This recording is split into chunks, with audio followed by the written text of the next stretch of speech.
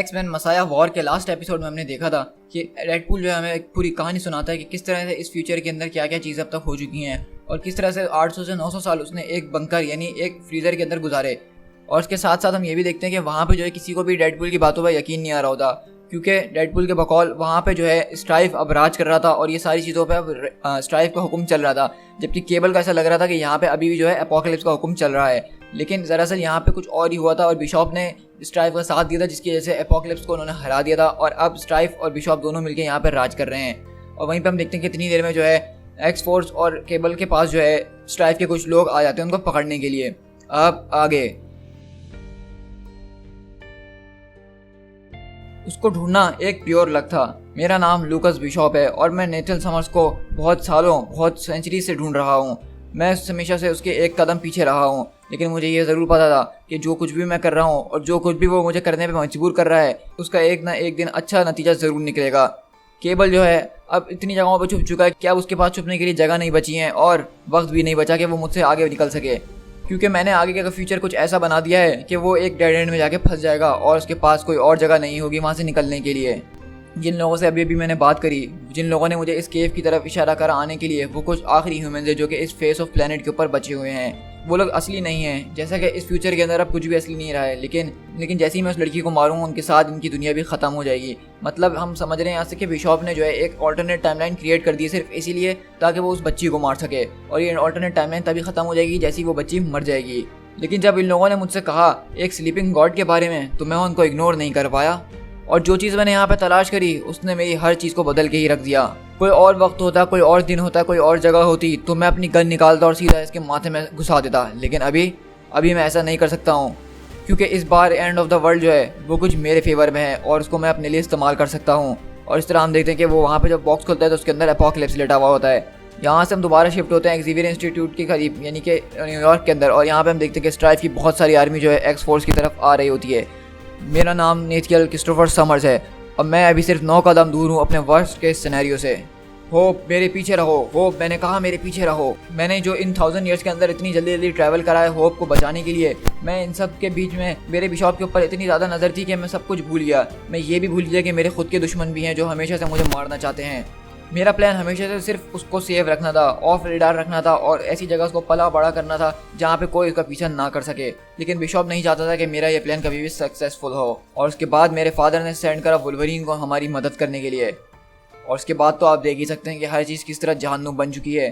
अगर ये है एक्स-मैन की नई टीम तो मैं तो वाकई में समझता हूँ कि अब वो लोग बहुत ज़्यादा डेस्परेट हो चुके हैं जो उन लोगों ने एक ऐसी टीम बनाई है।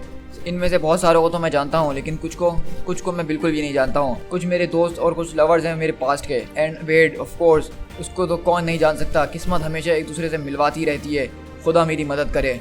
लेकिन ये लोग यहाँ पे रह के सिर्फ हमें एक बड़ा टारगेट बना रहे हैं, और अब तक के मुझे जो डर थे वो हो सकता है कि आज मेरे सामने आ जाएं। हम यहाँ से सेलेस्टियल सिटी के अंदर शिफ्ट होते हैं जहाँ पर स्ट्राइफ अपने महल के अंदर बैठा होता है और रिपोर्ट मांगता है, और वो लोग उसके लोग बताते हैं कि जिसकी आपको तलाश थी माय लॉर्ड वो उन लोगों के साथ है। तो बिशॉप पूछता है कि उसके साथ और कौन कौन है, और वहीं पे अचानक बोलता स्ट्राइफ कि और कौन? लूकस तुमने ऐसा क्यों पूछा? क्या तुम यहाँ पे किसी और को भी एक्सपेक्ट कर रहे थे? तो वहीं पे लूकस यानी कि बिशॉप जो अपने दिमाग के अंदर बोलता है कि डैम इट, थैंक गॉड मेरे पास मेरी शील्ड्स थी जो कि मेरी सोच को सिर्फ बचा के रखा हुआ था। ये मैं उसका नाम सुन लेता मुझे चिल्लाता हुआ। इतने सालों से मैंने उसका नाम अपने दिमाग के अंदर छुपा के रखा है और उसके बारे में सोचा भी नहीं है। तो वहीं पे बिशॉप बोलता है कि मुझे लगा कि शायद यहाँ पे साइक्लॉप भी मौजूद होगा और वो अपने बेटे की मदद करने के लिए आया होगा। स्ट्राइफ बोलता है कि नहीं, मेरे बायोलॉजिकल फादर वो यहाँ पे नहीं है, लेकिन मैंने सेंस करा है कि उनके कुछ एक्स-मैन जो है यहाँ पे ट्रेसपासर्स बनकर आए हुए हैं। और वहीं पे हम देखते हैं कि वैनिशर और एलेक्सियर जो हैं वहाँ पे होप को वहाँ से थोड़ा सा दूर लेके जाते हैं, और वैनिशर जो वो घबरा जाता है फ़ौरन और बोलता है कि मेरा दिल बहुत तेज़ धड़क रहा है, मैं मर जाऊँगा, मेरे लिए कुछ करो। लेकिन वहीं पे एलेक्सियर बोलता है कि तुम वो बच्चों वाली हरकतें बंद कर दो, सही है ना। और इस तरह हम दूसरी तरफ देख रहे होते हैं कि डोमिनो और वॉरपाथ वो लोग बहुत ज़बरदस्त तरीके से उन सारे लोगों को मार रहे होते हैं। लेकिन डोमिनो बोलती है कि जेम्स अब हमें जो है एक प्लान इस्तेमाल करना होगा वरना हम यहाँ से कभी भी जीत नहीं पाएंगे। और दूसरी तरफ लोगन के सीने के आर पार एक फौजी जो है अपना चाकू घुसा देता है। लेकिन वहीं पर आर्कएंजल भी इस फाइट के अंदर लड़ी रहा होता है। अचानक उसको एक दिमाग में आवाज़ आती है कि मेरी तरफ आओ, और इस तरह वुल्वरीन भी इसको बोल रहा था कि आर्कएंजल इस मिशन के ऊपर फोकस रहो। लेकिन आर्कएंजल बोलता है क्या तुमने वो सुना? और इस तरह वो बोल के वो वहाँ से उड़ जाता है और बोलता है कि हाँ मैंने तुम्हें सुन लिया और मैं तुम्हारी तरफ आ रहा हूँ। तो लोगन चिल्ला रहा होता है कि Warren damn it son of a bitch, तुम क्या कर रहे हो? और इस तरह हम देखते हैं कि वुल्वरीन के ऊपर एक फौजी जो है इसको बहुत बुरी तरीके से मार ही रहा होता है, लेकिन पीछे से केबल आता है और अपनी गन से उसको बचा लेता है। और लोगन के ऊपर गन पॉइंट करते हुए बोलता है कि अपने पोर्टर दोस्त से बोलो कि जल्द से जल्द उसको मेरे सामने लेकर आओ राइट नाउ। वहीं पे डेडपूल जो है उन सारे दुश्मनों से लड़ रहा होता है कि bang you are dead, bang you are dead, तुम भी मर गए, तुम भी मर गए, तुम भी मर गए। लेकिन क्या होगा अगर तुम लोग सब ज़ॉम्बीज हुए? और डाउनिया बोलती है कि वेट, क्या तुम यहाँ पे स्क्रू अप करना बंद करोगे और यहाँ से सब जल्दी सबमिट हो? और इस तरह हम देखते हैं कि वेट बोलता है कि फाइन फाइन फाइन, मैं अपनी बुलेट इस्तेमाल करता हूँ। और इस तरह हम देखते हैं कि वो सारे सोल्जर्स को वहाँ पे 2 मिनट के अंदर ठंडा कर देता है। और वहीं पे वैनिशर बोलता है कि और देखो हम सब जिंदा हैं, इसका मतलब मिरेकल्स अभी भी हैपन होते हैं। और वहीं पे नेथन के पास जो है होप भागते हुए जाती है। केबल बोलता है कि इट्स ओके, अब सब कुछ ठीक है, अब हम लोग बस यहाँ से निकल रहे हैं, तुम्हें ज़्यादा घबराने की ज़रूरत नहीं है। तो वहीं पे केबल जो है वैनिशर के मुंह पे गन रखता है और बोलता है कि आज के बाद अगर तुमने इसको दोबारा छुआ तो तुम मर जाओगे, समझे तुम? वैनिशर बोलता है कि अच्छा अगर ऐसी बात है तो तुम भी लाइन में लग जाओ इन लोगों की तरह जो मुझे मारना चाहते हैं। लोगन बोलता है क्या तुम्हारा दिमाग ख़राब हो चुका है समर्स? मतलब हम यहाँ सिर्फ 5 मिनट के लिए आए और हमें इसकी जान बचानी पड़ गई है, तो तुम इसको कैसे बचाने वाले थे इस फ्यूचर के अंदर? और डेमोना बोलती है कि देखो जरा सब आराम से हो जाओ, केवल खास करके तुम अपने आप को हमारे शूज़ के अंदर रख के देखो, तुम्हें पता चल जाएगा कि हमें इस वक्त कैसा फील हो रहा है। क्या तुम बता सकते हो कि तुम इतनी ज़्यादा मुश्किल में कैसे फंस गए? तो केबल बोलता है कि बस अभी हमें इस वक्त चलते रहना होगा, हम रुक नहीं सकते हैं। और वहीं पे बिशॉप बताता है कि इस ड्राइव को इस टाइम स्ट्रीम के अंदर ढूंढना वो बहुत आसान था, लेकिन उसको कन्विंस करना इस डील के लिए वो बहुत ही ज़्यादा मुश्किल था और ख़तरनाक भी था। जब हम लोग वहाँ बाहर से निकले तो उसको उस बार टेंडर को मारने की ज़रूरत तो नहीं थी, लेकिन उसने फिर भी उसको मारा क्योंकि वो सिर्फ मुझे यही दिखाना चाहता था कि अगर मैंने उसके साथ गद्दारी करी तो वो मेरे साथ भी ऐसा करने में हिचकिचाएगा नहीं, और ये कोई मजाक नहीं हो रहा है। लेकिन जो अपॉर्चुनिटी मैंने उसको दी थी यानी अपने बाप को मारने की, वो उसके लिए कुछ ज़्यादा ही अच्छी थी और उसको वो पास अप बिल्कुल भी नहीं कर सकता था, इसलिए वो मेरे साथ चलने के लिए तैयार हो गया और मेरे लिए यही बहुत था। स्ट्राइव जो है अपोकलिप्स के ऊपर पहले भी हावी हो चुका है लेकिन हार गया था, इसी तरह एक्समैन भी। इनकी विक्ट्रीज जो होती हैं अपोकलिप्स के ऊपर कुछ लम्हात के लिए ही होती हैं और वो ज़्यादा टाइम टिकती नहीं हैं।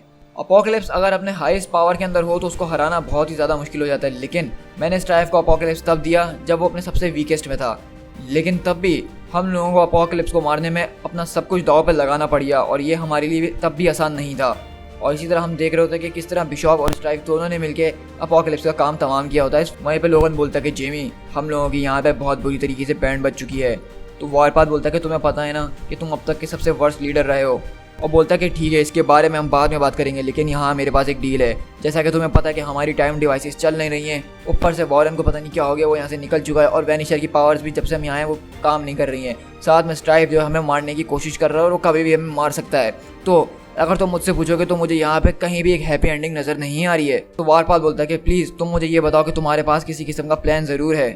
लोगन बोलता है कि हाँ है, चाहे कुछ भी हो जाए उस किड के लिए इंचार्ज मैं तुम्हें बनाता हूँ, ना मैं ना केबल, सिर्फ तुम्हारी ज़िंदगी और तुम्हारी अकेले की ज़िंदगी जो है निर्भर करती है कि तुम्हें उसको आखिरी सांस तक उसको बचाना होगा चाहे कुछ भी हो जाए। क्या तुम मेरी बात समझ रहे हो? तो वॉरपाथ बोलता है कि ठीक है बिल्कुल, मैं तुम्हारी बात समझ गया हूँ। तो वहीं पे होप जो है एक्स के पास आती है और बोलती है कि तुम तो एक लड़की हो। तो वो बोलती है कि हाँ। तो होप बोलती है कि मैं एक म्यूटेंट हूँ। तो एक्स बोलती है कि हाँ मुझे पता है। तो वो बोलती है कि तुम भी एक म्यूटेंट हो। तो वो बोलती है कि हाँ मैं भी तुम्हारी तरह एक म्यूटेंट ही हूँ। और होप बोलती है कि नेथन तो एक एक्समैन है, क्या तुम भी एक एक्समैन हो? तो वो बोलती है कि नहीं मैं कोई एक्समैन नहीं हूँ। तो वो बोलती है कि आप लोग यहाँ पे आए क्यों हैं हमसे मिलने के लिए? तो वो बोलती है कि तुम्हारा पीछे एक बुरा आदमी कर रहा है। तो वो बोलती है कि हाँ बिल्कुल। तो एक्स बोलती है कि इसीलिए हम उसको यहाँ पे सिर्फ रोकने के लिए आए हैं। वहीं पे डोमिनो बोलती है क्या तुम ये जो कुछ भी कर रहे हो उसको रोक सकते हो? तो डेडपूल बोलता है कि क्या मैं क्या कर रहा हूँ? तो डोमिनो बोलती है कि तुम कुछ ज़्यादा ही मेरे करीब नहीं चल रहे। तो डेडपूल बोलता है कि वैसे मुझे तो नहीं पता कि तुम किस बारे में बात कर रही हो। तो डोमिनो बोलती है कि मैं तुम्हें जब से नोट कर रही हूँ कि हम जब से न्यूयॉर्क में मिले हैं तुम मुझे घूरे ही जा रहे हो। इतना भी ज़्यादा लोड ऑफ क्रैप ना बनो। वेट, अगर तुम्हारे दिल में कोई बात है जो तुम्हें हमसे करनी है तो प्लीज़ हमारे मुंह पे बोल दो, ऐसा ना हो कि तुम बहुत बाद में बोलो जैसा कि तुमने अभी कुछ देर पहले किया था। तो वेट बोलता है कि मेरी पेन एक ओपन बुक है, तुम जब चाहो उसको पढ़ सकती हो। तो डोमिनो बोलती है कि हाँ मुझे पता है। लेकिन डोमिनो बोलती है कि वेट, क्या तुम हमसे कुछ छुपा रहे हो? तुम मुझे प्लीज़ अभी बता दो क्योंकि मुझे ऐसा लग रहा है। वो देखो वो हमारे सामने अभी भी स्ट्राइव लॉन्च हुआ है अपने घर से और वो सीधा आसमान में उड़ता हुआ आ रहा है इस रात के वक्त हमसे मिलने के लिए और मोस्ट प्रोबेबली हम सबको मारने के लिए। लेकिन टू बी फेयर मैं इस बात को ज़्यादा छुपा भी नहीं सकता था, ये कुछ सेकंड में तुम लोगों को खुद ब खुद पता चल जाती। लेकिन देखो फिर भी मैंने तुम लोगों को बता दिया। और इस तरह हम देखते हैं कि अगले पल वहाँ पे जो है एक्स फोर्स के सामने स्ट्राइव आ जाता है। तो वहीं पे स्ट्राइव आता है केबल के सामने और बोलता है कि केबल तुम अपनी जरा हालत देखो, तुमने क्या बना के रखी है, तुम्हें तो अपनी आंखें ही फोड़ लेनी चाहिए। वहीं पे केबल बोलता है होप से कि तुम मेरे पीछे रहना। तो स्ट्राइव बोलता है कि तुम कमज़ोर हो, तुम बूढ़े हो चुके हो, तुम्हें इस तरह से मारना कोई मीनिंग रखता ही नहीं है। वहीं पे लोगन बोलता है कि इस सब को इस तरह से जाने की ज़रूरत नहीं है। लास्ट टाइम जब मैंने तुम्हारे बारे में सुना था तो ये सुना था कि तुम एक हीरो बन चुके हो। तो स्ट्राइव बोलता है कि मुझे नहीं अंदाज़ा कि तुम किस बारे में बात कर रहे हो वुल्वरीन, और मुझे नहीं अंदाज़ा कि ये और किस तरह से जा सकता है। मैं यहाँ पे इतने सालों से इंतज़ार कर रहा था सिर्फ केबल को मारने के लिए, और अब देखो ज़रा कि मुझे केबल के साथ एक्स मैन को मारने का भी मौका मिल गया। ये कितनी ज़बरदस्त बात है। और वहीं पे लोगन बोलता है कि इसको मार डालो। और इसी तरह हम देखते हैं कि स्ट्राइफ जो होता है अपने चारों तरफ एक बहुत ज़बरदस्त फोर्स फील्ड बना लेता है और उसके ऊपर किसी एक के भी अटैक का कोई असर नहीं हो रहा होता। और जैसा कि लोगन उसकी तरफ कूदता हुआ आता है तो स्ट्राइफ उसको अपने एक ही हाथ से उसका मुंह पकड़ लेता है और बोलता है कि मुझे मार डालो। क्या इससे मुझे हंसाना चाह रहे थे तुम एक्समैन? तुम लोग जो मेरे सामने एक चूहे की तरह हो जो कि एक बिल्ली को मारना चाह रहे हो, और ऐसा कभी पॉसिबल हुआ नहीं है। तुम मेरे सामने अपने क्लॉज, अपनी गन्स और अपनी नाइफ्स लेकर आते हो। ज़रा अपनी तरफ देखो, अपनी हालत देखो।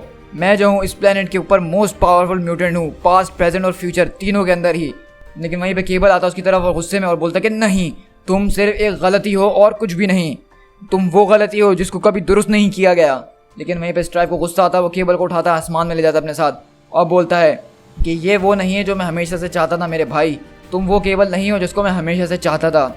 तो केबल बोलता है क्या तुम श्योर हो इस बारे में? लेकिन हम देखते हैं अचानक तभी स्ट्राइफ के सीने पे जो है केबल एक बॉम्ब लगा देता है और बोलता है कि ये क्या चीज़ है। और अगले पर हम देखते हैं कि वहाँ पे एक बहुत ज़ोरदार धमाका होता है जिसकी शॉकवेव की वजह से, क्योंकि वो लोग एक क्लिफ के करीब खड़े होते हैं तो क्लिफ में क्रैक आ जाता है और वो वहाँ से स्लाइड करना शुरू हो जाती है। और वहीं पर लोगन चिल्लाता है कि जिमी, तुम उस बच्ची को बचाओ, तुम्हारी प्रायोरिटी वही है। और वहाँ पे केबल अपने दिमाग के अंदर बोल रहा होता है कि ये एक ऐसा रिस्क था जिसको मैं कभी भी लेना नहीं चाहता था, लेकिन मैंने ये इनको कहते हुए सुन लिया था कि उसने वारपाथ को ऑर्डर्स दिए थे कि कोई कुछ भी हो जाए वो होप को बचाएगा, तो इसलिए मुझे ये रिस्क लेना ही पड़ा। और एक तरफ हम देखते हैं जेम्स जो है उसकी लड़की यानी होप को बचाता है और वो क्लिफ से गिर रहा होता है। लेकिन वहीं पर स्ट्राइफ उसको अपनी फोर्स फील्ड में कैद करता है और बोलता है कि नहीं नहीं, तुम इतनी आसानी से यहाँ से नहीं जाने वाले हो। और वहीं पे हम देखते हैं अगली तरफ की केबल चिल्लाता है कि नहीं नहीं होप, उसको जाने दो। और हम देखते हैं इस तरह स्ट्राइफ जो है वो होप को अलग कर देता है और वारपाथ को भी अलग कर देता है। और यहीं से हम थोड़ी दूर शिफ्ट होते हैं जहाँ पे हम देखते हैं कि आर्कएंजल यहाँ पे आवाज़ सुनते हुए उस केव की तरफ आया होता है और वो उस केव के अंदर घुसता है। और वहाँ से आवाज़ आती है उस केव के अंदर से कि मैंने कभी भी इस बात पे विश्वास नहीं करा था कि मौत मेरी तरफ खुद चलते हुए आएगी। और वहीं पे आर्कएंजल बोलता है कि नहीं, ये पॉसिबल हो ही नहीं सकता है, क्योंकि हम देखते हैं कि उस केव के अंदर अपोकलिप्स अपनी बहुत ही ज़्यादा घायल हालत के अंदर पड़ा हुआ होता है और बोलता है कि मुझे ये देख के बहुत खुशी हुई है कि मेरी मौत मेरा सबसे लास्ट और ग्रेटेस्ट हॉर्समैन लेकर आया है। To be continued.